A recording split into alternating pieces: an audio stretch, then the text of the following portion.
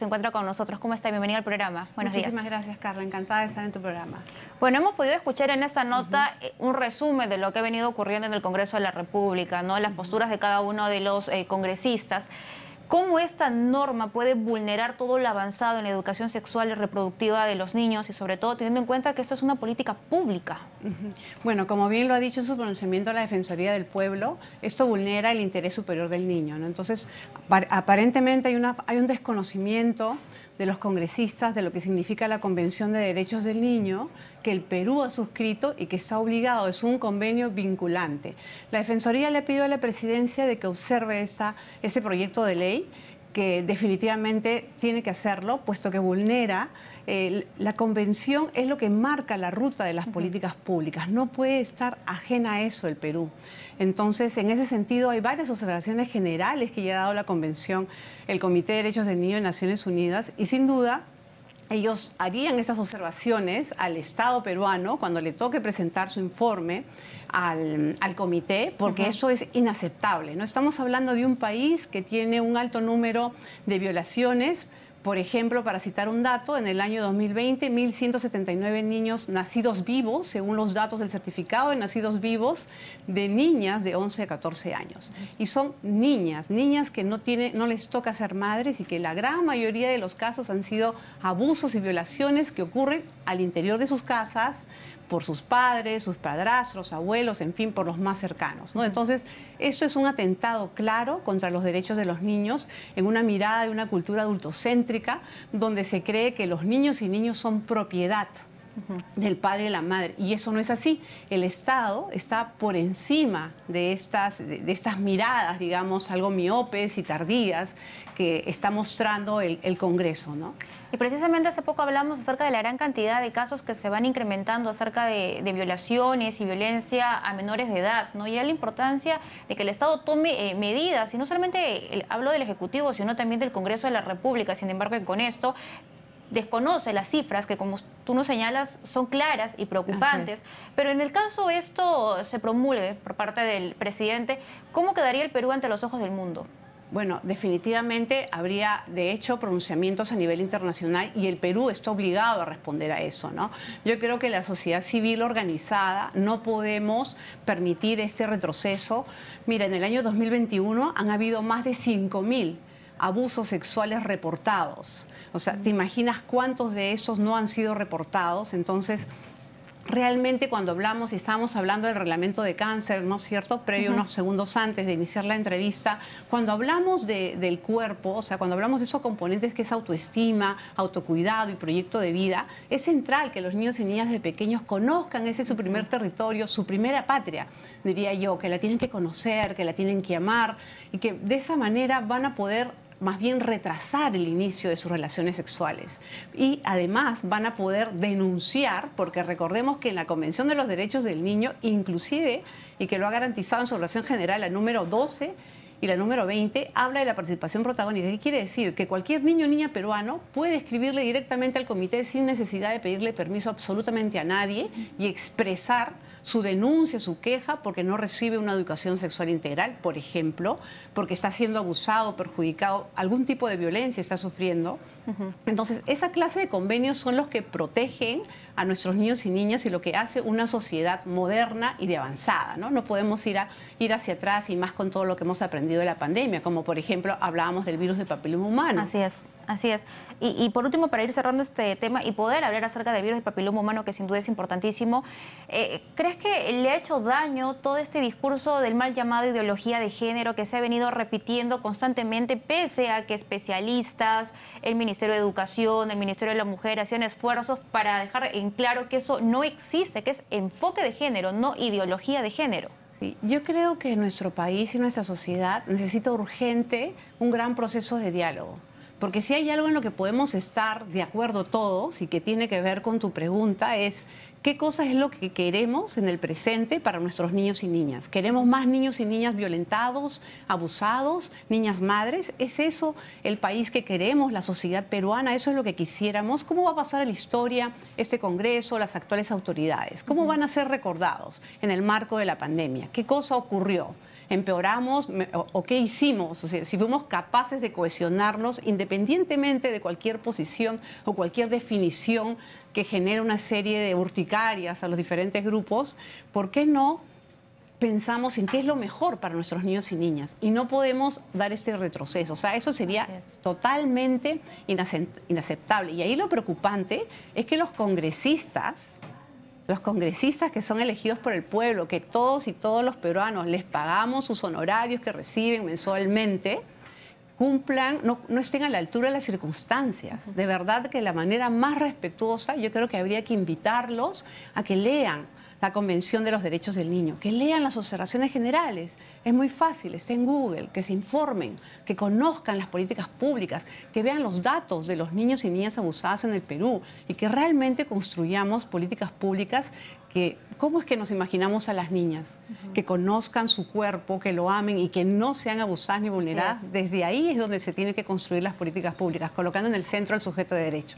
Y a propósito también este tema, de alguna forma va ligado con lo que vamos a tratar ahora, tiene que ver con la reproducción y sobre todo la prevención del cáncer de cuello uterino, ¿no? Y que muchas veces es producido por el virus del papiloma humano.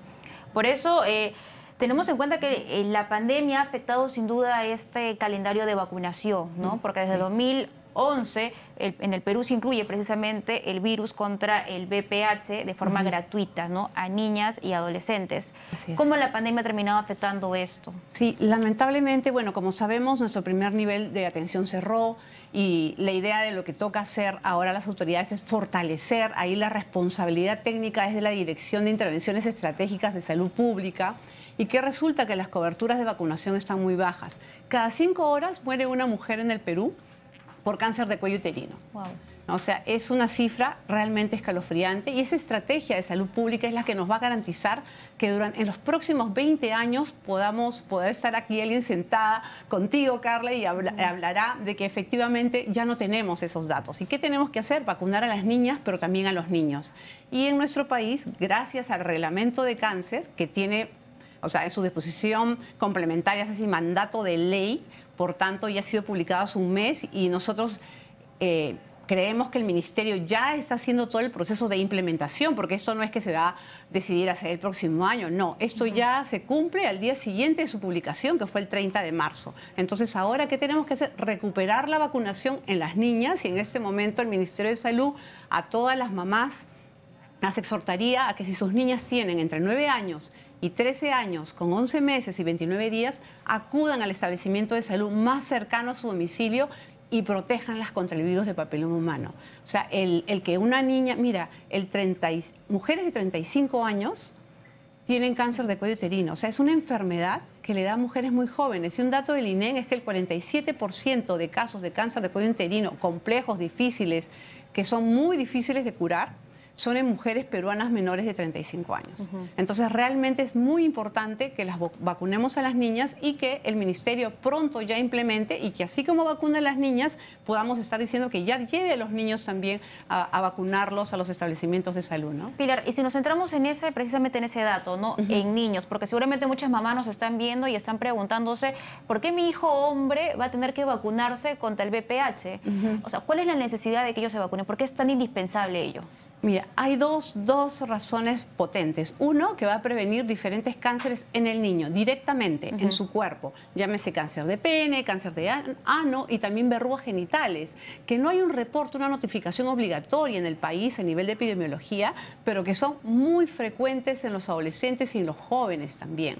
Y que eso hace de que se contagien, bueno, al primer contacto que tenga sexual con sus parejas, ¿no? Entonces, eso es importantísimo porque va a prevenir, pero de otro lado también va a prevenir el que al no tener el virus no va a contagiar a ninguna mujer en el momento que inicie sus relaciones sexuales. Por tanto, la estrategia de salud pública que va a ayudar a garantizar y que logremos de manera más rápida el reducir la muerte de mujeres por cáncer de cuello uterino, yo creo que eso es una deuda histórica con la mujer, porque las mujeres aportamos un alto porcentaje del PBI que no está cuantificado y el Estado tiene una deuda con las mujeres. Entonces, el vacunar contra el virus de papiloma humano significa reposicionar a la mujer, a la niña, en el centro de la sociedad, en el centro de la escuela, en el centro de la familia. Entonces, ahora lo que hay que decirle a las mamás es que lleven a sus hijos esta noticia es extraordinaria realmente, que los niños también puedan protegerse y de esa manera prevenir enfermedad, muerte, pero también tener un rol protagónico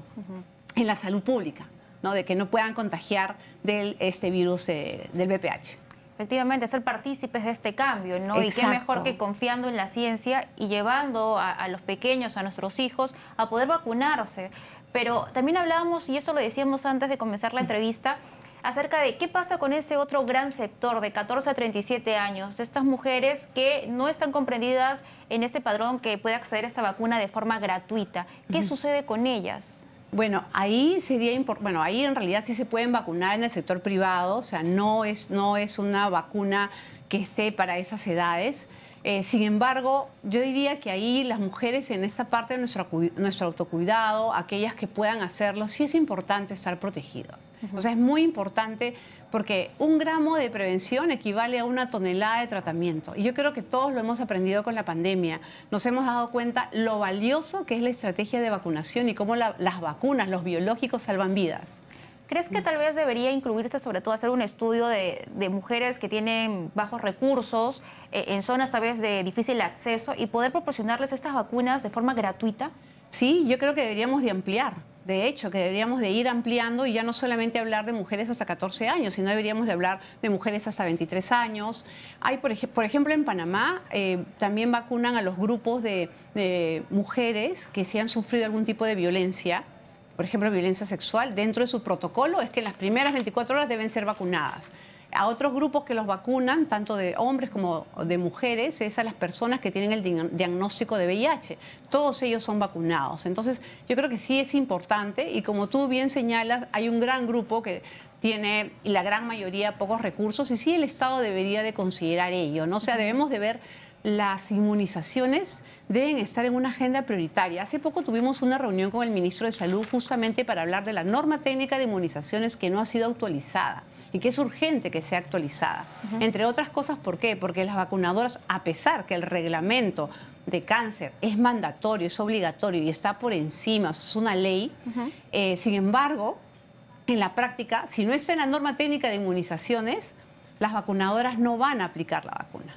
Entonces, por eso es mandatorio que la DGISP, la Dirección General de Intervenciones Estratégicas, de inmediato se logre la actualización de esta norma técnica. ¿Y qué le respondió el ministro? Bueno, el ministro mostró bastante disposición. Nosotros le hicimos mención que en verdad habían varios cambios que se tenían que hacer, como por ejemplo la vacuna contra influenza, que en el país la que pone el Ministerio de Salud solamente te protege contra 3 cepas y no contra 4 cepas. Acabamos de tener un brote en los grupos del ejército. Mostró bastante disposición y yo creo que ahora la responsabilidad es de la Dirección General, ahí está el doctor Holguín, y que convoque al comité consultivo porque es mandatorio que actualice la norma, ¿no? Esperemos que sea así. Realmente es una responsabilidad con todas las personas, con la ciudadanía sobre todo, ¿no? La salud también es importante. Muchísimas gracias. Ha sido con nosotros Pilar Collantes, presidenta de Voces Ciudadanas. Es momento de irnos a